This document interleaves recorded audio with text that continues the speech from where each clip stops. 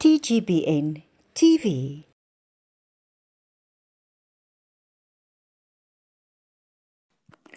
Goeiedag, baie welkom by TGBN TV. Julle luister na Marie Skeepers en die program se naam is Skyn vir Jesus. Weereens baie welkom by ons program. Ek hoop julle gaan die tydjie saam met my geniet en mag die woord vir julle tot seën wees. En ons dankie Jesus dat hy vir die platform wat hy vir ons beskikbaar stel om die woord te kan uitdra daarna buiten toe. Dankie Jesus vir die voorreg wat ons het om die naam groot te maak. Jesus seën die boodskap wat uitgaan, dat dit tot eer van u naam sal wees en dat die boodskap vir iemand iets sal beteken.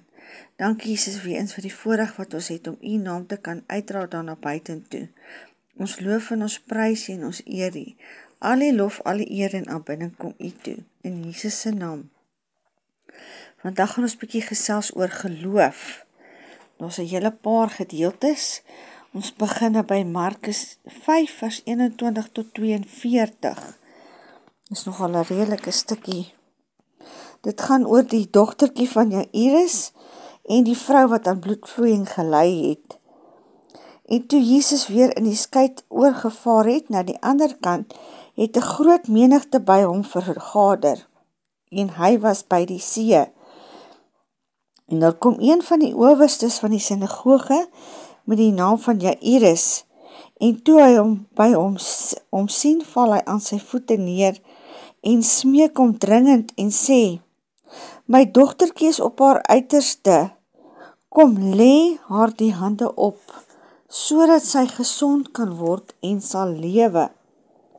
En hy het saam met hom gegaan en 'n groot menigte het hom gevolg en hom verdring. En 'n sekere vrou wat 12 jaar aan bloedvloeiing gely het en veel onder baie geneeshere gely en al haar besittings uitgegee het, sonder om enige baat te vind, maar eerder erger geword het van Jesus gehoor en onder die skare agter hom in sy kleed aangeraak, want sy het gesê: "As ek maar net sy klere kan aanraak, sal ek gesond word." En dadelik het die fontein van haar bloed opgedroog en sy het aan haar liggaam bemerk dat sy van haar kwaal genees was. En dadelik toe Jesus in homself die krag gewaar word van wat hom uitgegaan het, draai om onder die skare en sê: "Wie het my klere aangeraak?" En sy disippels antwoord hom: "U sien dat die skare u verdring en u sê: wie het my aangeraak?" Toe kyk hy rond om haar te sien wat het gedoen het. Die vrou wat gevrees en gebeef het, omdat sy wis wat met haar gebeur het, kom toe en val voor hom neer en vertel hom die hele waarheid. En hy sê vir haar: "Dogter, jou geloof het jou gered. Gaan in vrede en wees van jou kwaal genees." En terwyl hy nog spreek, kom daar mense van die owerste van die sinagoge se huis en sê: "U dogter is dood, waarom val u die meester nog lastig?"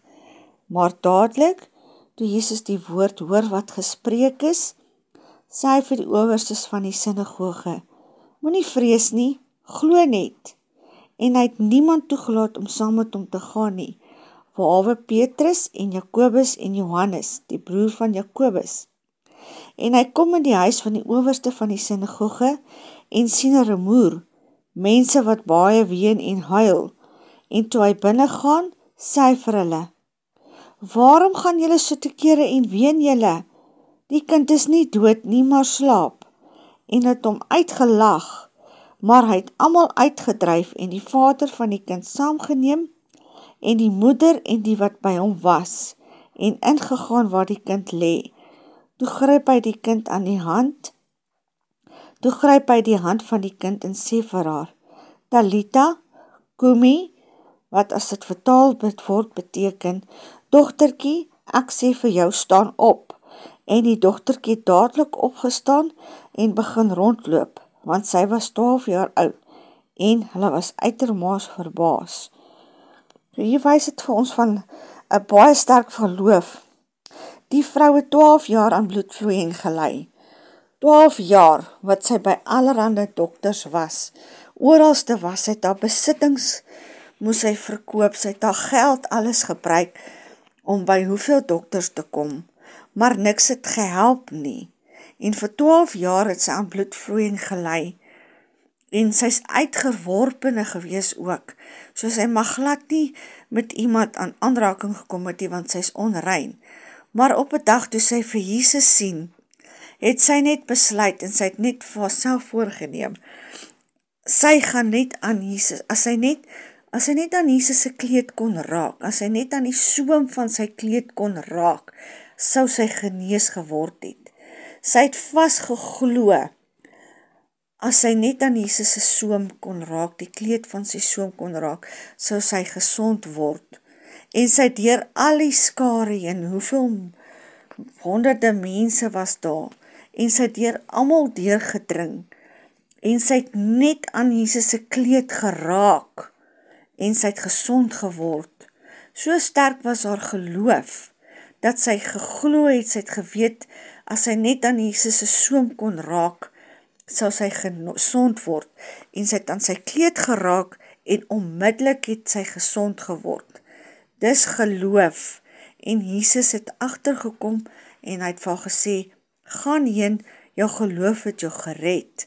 So ook met die dogtertjie van Jairus.